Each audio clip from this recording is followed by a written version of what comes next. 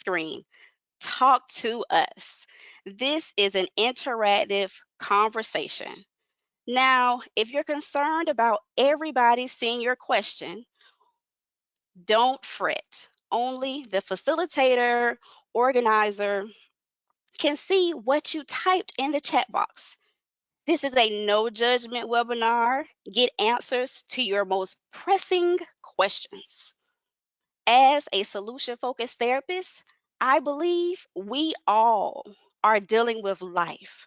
For every problem, there's a solution. Be adaptable like a chameleon. You, me, we control our thoughts and behaviors.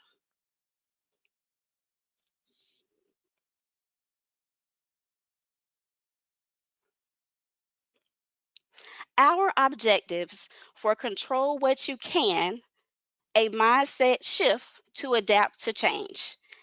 In this web based presentation, you and your workforce will assess your level of adaptability using the adaptability quotient, gain knowledge of the 8 dimensions of adaptive performance, learn a mindset shift strategy utilizing solution focused brief therapy, and discover practical solutions to adapt to universal life stressors.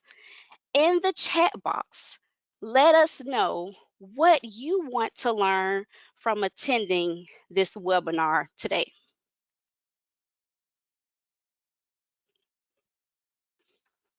The adaptability quotient is a measure of our ability to adapt in the workplace. Are we understandable and flexible when our desk is moved to the cubicle? Are we adaptable when we're voluntold to work in a different department temporarily without an end date? Our ability to adjust, be flexible, be accommodating, and adapt could determine our ability for upward mobility in the company. The world is changing whether we like it or not, and it is changing fast. So, how are you adapting to the changes in your workplace? A, are you adapting well? B, managing? Or C, wake me up when this is over? Thank you all so much for providing your responses in the chat box. And in a few more slides, we'll give the feedback from what everyone had to say.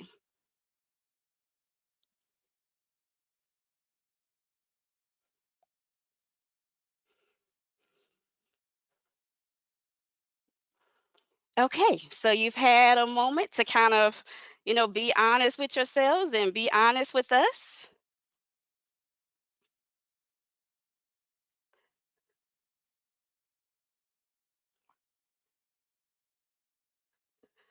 All right, so the adaptability quotient.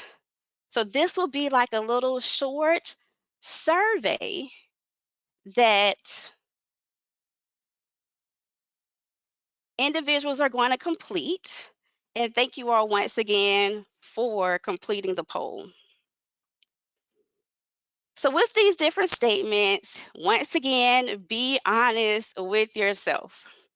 According to the American Psychiatric Association, 59% of Americans feel coronavirus is having a serious impact on their day to day lives, which means at least half of us on the webinar feel like COVID 19 has impacted or is having a serious impact on our daily lives. The good news is we have the power to change our mindset and adapt as needed in our work life and in our home life. Let's see how adaptable you are. everything starts in the mind. And as I stated earlier, take this brief adaptability quotient assessment that I found on Executive Agenda's blog and make sure you include it in the chat box, what you scored. While you're taking the assessment, consider this. My belief is that the underlying issue to us adapting during the COVID-19 pandemic is that we, as Americans, are accustomed to living in a democratic society where we go and come as we feel, travel internationally when we want a vacation, go out to happy hour with colleagues, or just walk in the bank to make deposits. At this time, we have been told we can't do some of the simple things that we're accustomed to doing. This is a simple example, but most of us will put on a jacket or long sleeves if it is cold. We adapt to the weather. It is no different than adapting to the new normal. Yes, it is uncomfortable and inconvenient. We have the power to adapt in both scenarios. Let's have a mindset shift to adapt to things when it is comfortable and uncomfortable. We can find at least one thing that is positive, even in the midst of havoc.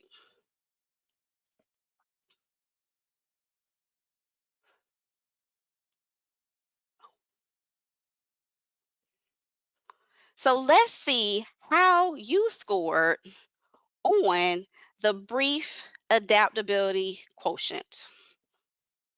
If you scored above a 30, you rock. If you scored between 21 to 30, there is hope. Now, for those of you who scored between a 10 to 20, I'm not saying that you need to retire or get out of the way. I do recommend an intervention. Really do a deep dive into what challenges you are having with adapting. Is it your values, your beliefs about what's right and wrong? Is adapting harming you in some way? Just a few thoughts for people that scored between 10 to 20. Just really think about it. I love this quote by Paul Wilson. There are only two ways to handle tense situations. You can change them, or you can change the way you look at them. There is enlightenment to be had in changing the way you look at things. And right now, I want to check in with Heather to see if there's any questions, comments, thoughts in the chat box.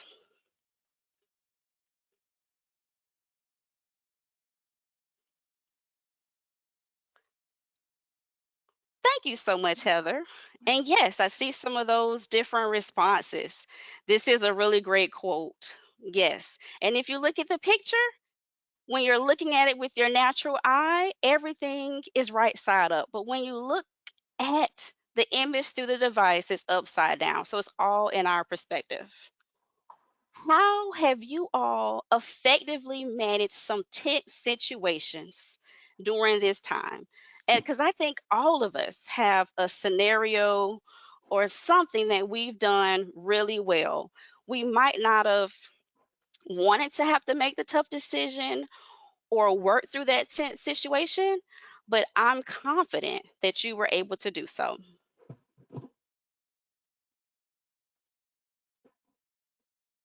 And it looks like Heather has some additional feedback from our audience.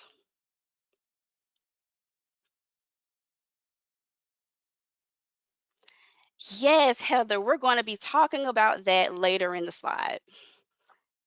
So, adaptive performance is an employee's ability to be aware, versatile, and just change and adapt to the work environment. It is challenging to go from sharing ideas with a colleague in the office to now working at home and your toddler is sitting at your desk and you are 3 days behind on your projects, to the possibility of working with others in the same office with a face mask, or just the anxiety of sitting in cubicles with no mask once you are required to work in the office.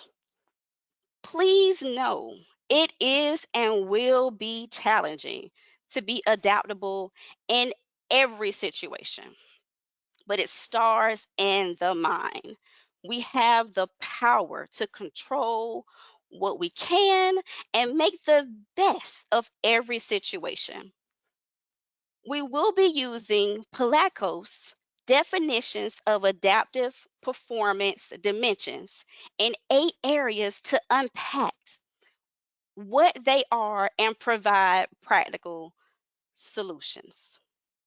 Each slide will have a list of practical solutions that you can apply to exhibit adaptable behavior.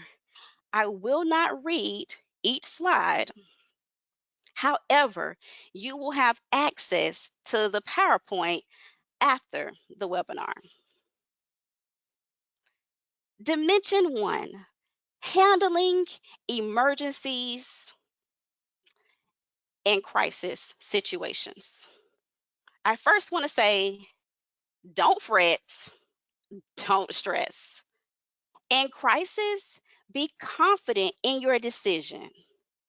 You made your decision based on the information you had in that moment, in that second. Yes, hindsight is 2020. In crisis, we do not always have 30 minutes to process and make an informed decision. Trust your instincts. In reflection, you can think about what you would do differently in the future. Give yourself kudos for being calm and taking the initiative.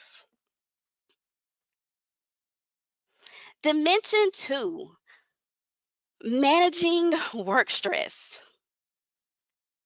The key is setting priorities and creating a semblance of a system. Now, set priorities. What do I have to get done right now? What is pressing? What project is due first?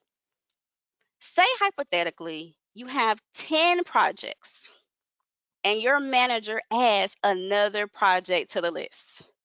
One, it is a possibility that your manager is not aware that you currently have 10 projects and you're trying to figure out how you're going to get the 10 that you already have done plus the additional one. When I worked with the Department of Veterans Affairs, I would say to my manager, I am currently working on 10 projects. Which one is the priority for today? I would then just kind of briefly summarize what are the tasks that I have currently. And then I would ask them, which one would you prefer that I complete first based on the needs of the organization and the department? That way, it allows your manager to prioritize what needs to get done because you want to make sure and accomplish the things that need to get done today. Not saying that the other projects aren't important, it just simply means this needs to get done today. in reference to creating, I say, a semblance of a system. But for some individuals, they use time blocking. Time blocking is the practice of scheduling out everything in your entire day, including meals, work projects, and personal time in order to better manage your time and discover how your time is spent. I personally do not do time blocking, but for some people, it might work. If you're working remotely at home and there's no one else at the house, now you might be extremely bored, and that's what causes some distraction. But time blocking might work. Now, if you have, a toddler at home, then that might not work.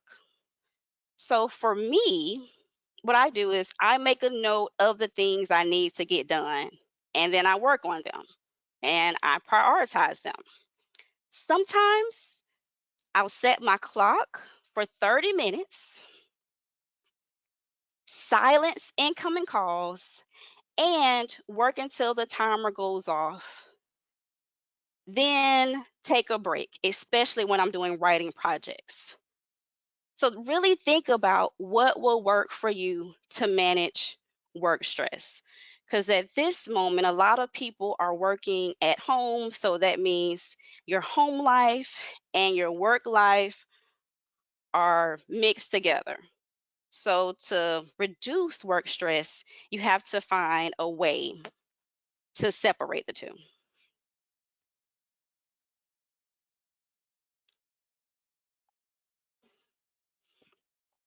Next, dimension three, solving problems creatively, excuse me. So I'll use the example of pivoting my business model to adapt to the current problems and develop a solution to address the needs of laid off employees.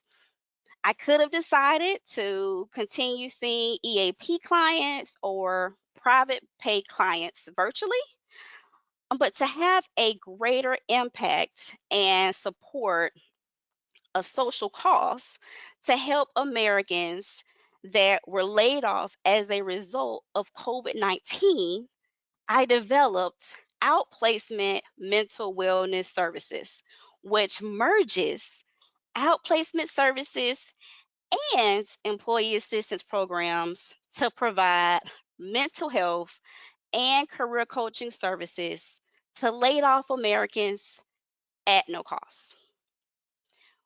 With my therapy practice, Therapytopia partnered with a nonprofit to provide life skills to veterans that were homeless that are now in permanent housing.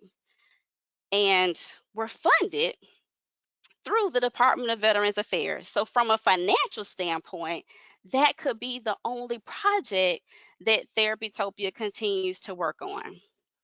But as human beings and Americans who are fortunate, we've created COVID-19 Thrive to address a major issue to help Americans that were laid off attain the mental health and career coaching support they need to re enter the workforce at no cost. I challenge you to think about some of the issues your company or your team are encountering in the workplace. And when I say workplace, it just means within your organization, because technically your home could be where you're literally working right now.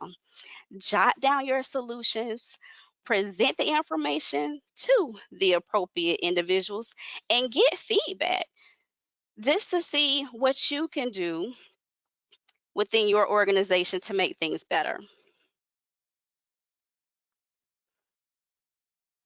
Dimension four, dealing with uncertain and unpredictable work situation. I think it is fair to say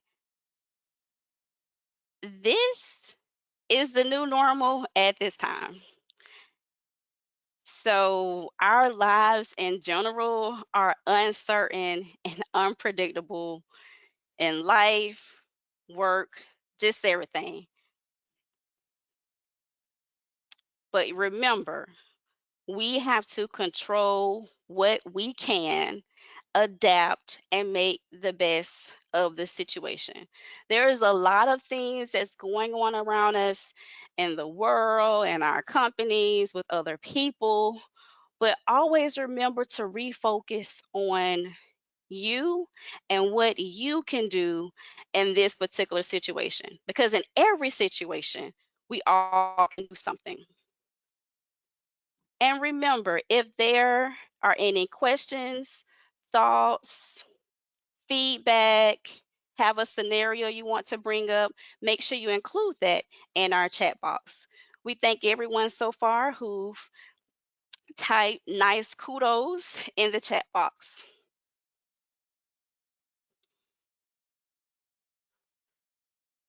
Dimension 5, training and learning effort.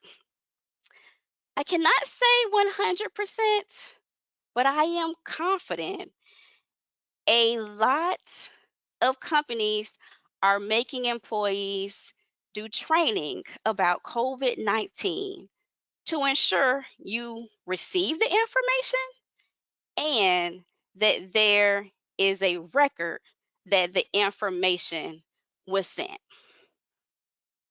I know you're busy and you really do not have time to do all of these trainings right now. But I challenge you to look at it a little differently. There's a reason why the majority of us go to work. Typically, it is because we need support to be able to provide for ourselves and for our families. It does not mean that we don't love our jobs or that we're not passionate about what we do. The reality of it is, most Americans go to work to support their lifestyle. So look at the training through a different lens. You are enthusiastic about learning something new, even if it is just for one thing, or you just learn one thing that you can apply to your life.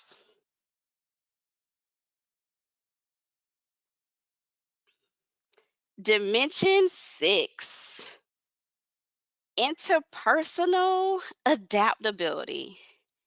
Everyone has a different personality.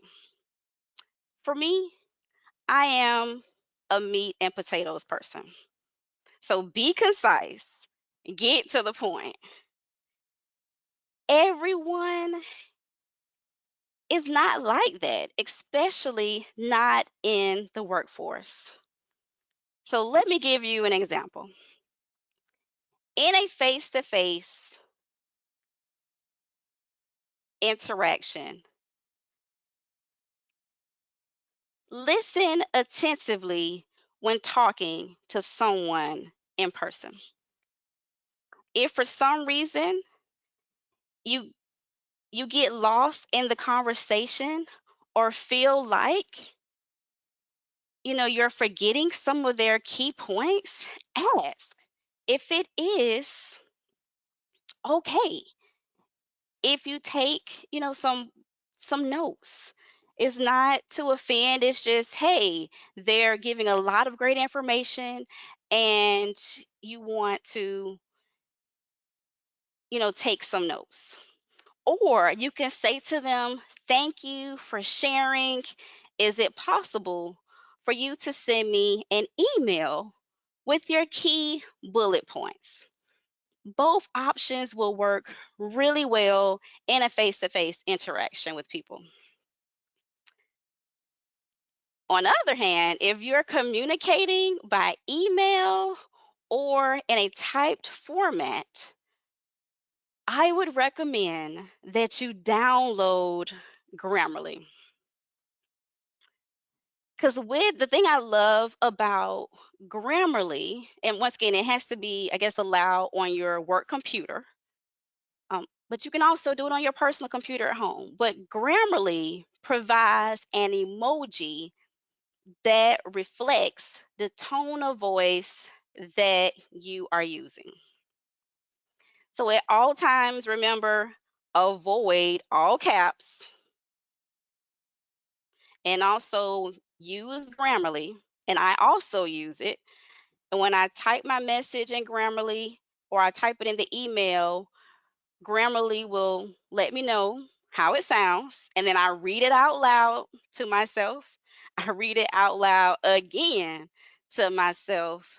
And then I read it to make sure that my tone is right. So I can make sure that I'm saying the right thing.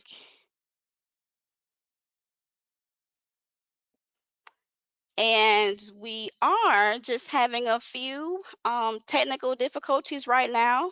So, meanwhile, I'm going to just check in and see, um,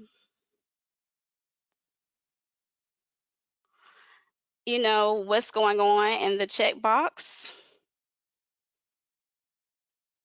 And we're reloading the PowerPoint.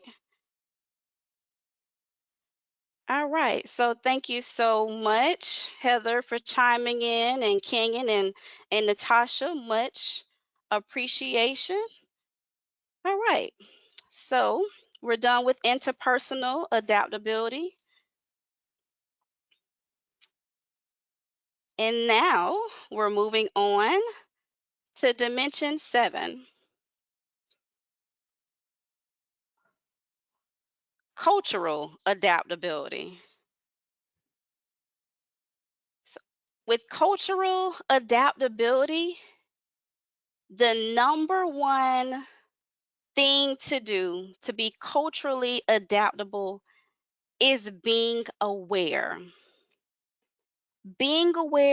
of the environment and a person's reaction.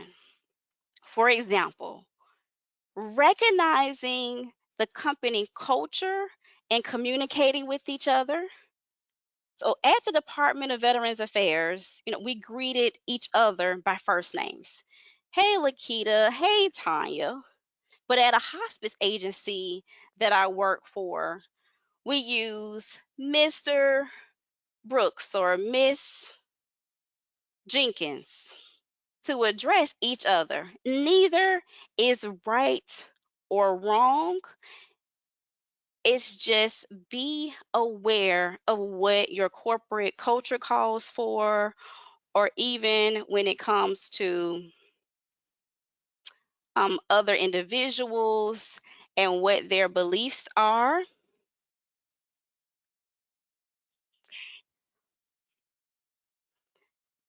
Dimension number 8, physical adaptability. If you look at the lady in the picture, she's sitting in her window working remotely. That's probably not her norm. She might be feeling a little bit tired, maybe a little bit drained.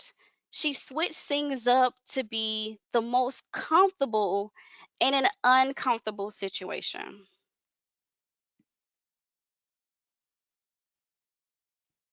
How can you create an environment at your home that is conducive for work?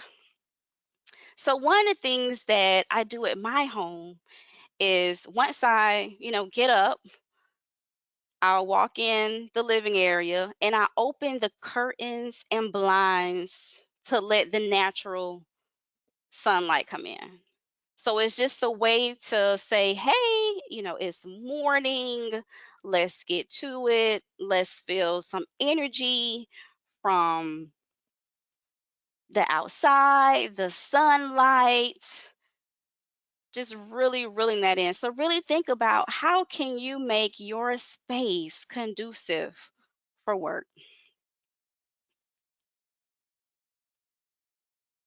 Now we've talked about, the 8 dimensions. We've talked about some practical strategies that you can apply to your life right now.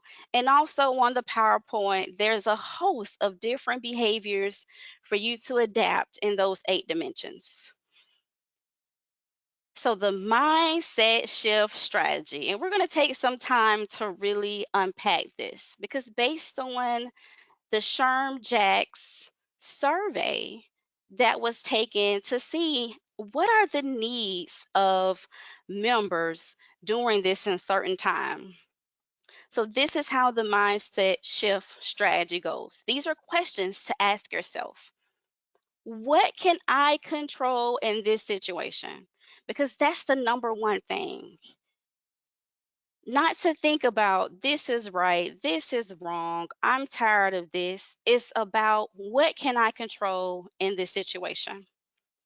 Next, what has worked for me in the past when I've encountered the same or similar situation? So you might not have worked remotely in the past, but I'm quite sure there was a time that you had to be somewhere that you didn't necessarily want to be at, you had other things to do. How did you make the best of that situation? And what strategy am I going to implement first and when? Now, we'll say if the decision involves another party, how will you communicate your thoughts effectively?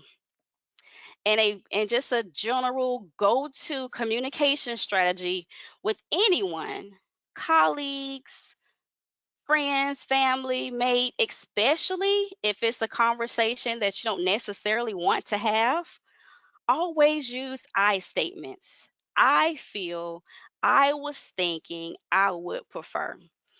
That way it comes off, very gentle. So, one of the things I want you to think about and type in the chat box, what's the dimension of adaptive performance, crisis, work stress, creativity, uncertainty, learning, interpersonal, cultural, or physical? Which one is causing you the most distress and why? And with all things, there's always a reason why something is causing us distress. So, give a few examples of questions to ask yourself in order to adapt. So, one of the concerns that individuals discussed in the SHRM Jack survey was fearful of losing my job. For the most part, no one wants to lose their job, especially not now when there is a limited amount of new opportunities. The part we control is how we prepare for job loss. We can't always control whether we're going to be laid off or not during this COVID-19 pandemic. Now, in general, yes, there might be some things we've done. But in this particular situation, so many different companies and industries have been impacted, and they're laying off individuals simply from a financial stance. So think about this. What can I control when I'm fearful of losing my job? And I would just speak as an individual. One of the biggest things is if you're fearful of losing your job, is to think about the current finances that you have, how to better utilize your resources. Should you cut back on certain expenses? And I know most of us feel like cable is a necessity right now because we probably watch a lot more TV than normal. But maybe you could use one of the other options that are less expensive, to pay the, $10, $15 a month instead, and then you can have access to different movies. What worked for me in the past when I was looking for a job or when I was unemployed? Consider using LinkedIn to I would say research some really great LinkedIn profiles and some keywords you want to include, and just redo your LinkedIn profile. Update your image. A lot of our cell phones are amazing right now with really great pictures. So update your picture, do your LinkedIn profile, and just, I wouldn't say put seeking in the description, but definitely just write your profile in a way for an employer to say, oh my gosh, I need them in my life. So that's something that you can control. And also, and then the last thing would be, what strategy are you going to implement to prepare for job loss? And when will you actually start it? So, cutting back is something that most of us can do immediately. We might want to, you know, access the new buy one, get one with Olive Garden or catch the $5 pizza at Chuck E. Cheese. But is that really a necessity if we're thinking that we're going to lose our job? That's something for you to decide. But for me, no, I will probably cook and buy some chicken or different things that's just going to be a lot more affordable. And that's something that I can control. And always, when you have something or a plan that you plan on implementing, make sure you give yourself a timeline. When are you going to start implementing these things in your life to prepare for job loss? Another concern people mentioned was adapting to working remotely. And I think we've talked about this one quite a bit because that's just a biggie for a lot of people, especially if you have other people that live with you, or if you're an extrovert and you just really need to reach out and touch someone. For the most part, most of us was voluntold to work from home. We were not given a choice. The part we can't control is whether or not we work from home. What we can control is how we adapt to working from home, or as some may say, make the best of the situation at home at hand. So what can I control in my home environment? And we talked about that a little earlier. When I am working remotely, can I close my door if other people are in the house? Can I open the curtains? Can I adjust the temperature? Maybe I can burn a candle that's for aromatherapy. Maybe I can get dressed up like I'm going to work. Those are things that we can do ourselves to control our home environment. What worked for me in the past when I was distracted or unproductive in the office or at home when I was working on a project? Tap into what are those things that worked for you before, because it's a strong chance they will work for you again. You might not have worked remotely, but I'm quite sure there was a time you were sitting in the office looking at your computer and you were extremely distracted and just really was not engaged. Think about, what did you do to pep up? Did you get up from your desk and walk to go fix yourself a cup of coffee? Did you take a quick break to walk around the office? In this sense, you could walk around your parking lot or walk around your house. What did you do in order to be more productive? What strategy are you going to implement to adapt to working from home or increasing your productivity? And when will you start? You can either make a list of it or you can just start doing it. Another concern individuals had was just being mentally drained. The situations that are causing us to be mentally drained are outside of our control. The part we can control is what we do when we are feeling overwhelmed and mentally drained. What can I do when I'm feeling mentally drained?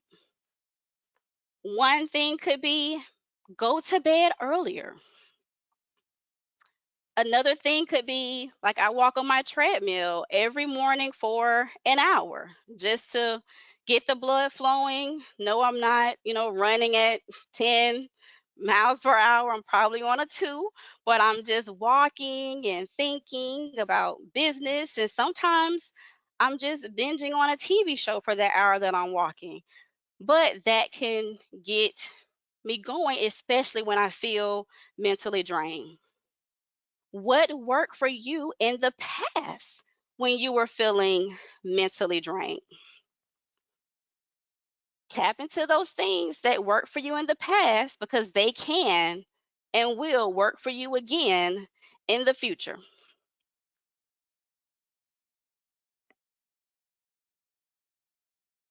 And when are you going to start implementing this to improve your mental wellness? Set a date, set a time. It doesn't mean you have to start today. It simply means that you have to get started with any thought, vision, idea that we have. It starts as a thought, but then it needs to become a plan. And with adapting, certain things are easier to adapt to, like putting on a jacket when it's cold in the office, or wearing long sleeves when it's cold outside, or even our driving speed when people slow down. Those are things we just naturally do to adapt to what's going on. But when things are uncomfortable and inconvenient, it takes a little more effort and intention to adapt.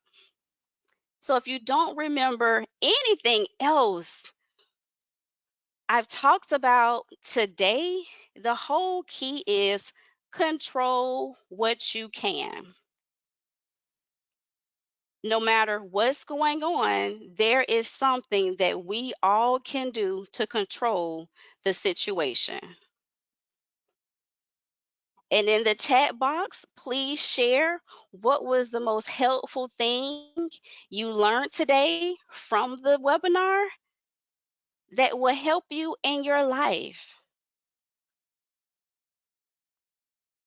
Jessica, yes, control what you can, and that can be tough.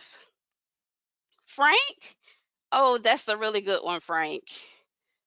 Adapting is hard, but it is possible. Yes, yes, yes, yes. I definitely agree.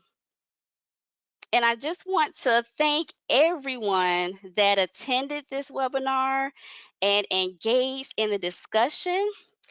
Much appreciation to Sherm Jacks and Kenyon Sutton with Community First Credit Union. I would love to partner with you and your organization for the COVID-19 Thrive campaign, a fusion of outplacement services and an employee assistance program. Go to therapytopia.com to learn more. We look forward to our partnership with you to help 1 million Americans that were laid off through the COVID-19 Thrive campaign. Thank you all again so much for your attendance, your support, and looking forward to Therapytopia partnering with you.